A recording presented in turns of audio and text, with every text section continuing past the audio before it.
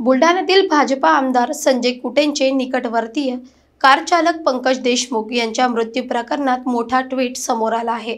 मृतकाच्या पत्नीने थेट 3 संशयितांची आणि 3 पोलीस अधिकाऱ्यांची नावे पोलीस अधीक्षकांकडे दिली असून जिल्ह्यात खळबळ उडाली आहे। 3 मे रोजी जळगाव जामोद येथील भाजपा आमदार संजय कुटे यांचे निकटवर्तीय कार चालक पंकज देशमुख यांचा मृतदेह संशयास्पद अवस्थेत सापडला। पोलीस प्रशासनाने नातेवाईकांची परवानगी न घेता शवविच्छेदन अकोला येथे करून प्रकरण लवकर मिटवण्याचा प्रयत्न केल्याचा आरोप सुरुवातीपासूनच होत होता।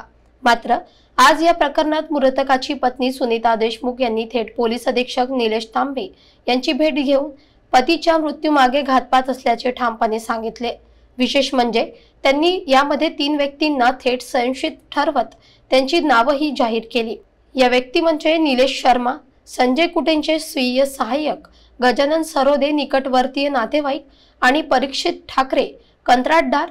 याचबरोबर या प्रकरणात मदत केल्याचा आरोप 3 पोलीस अधिकाऱ्यांवर करण्यात आला आहे।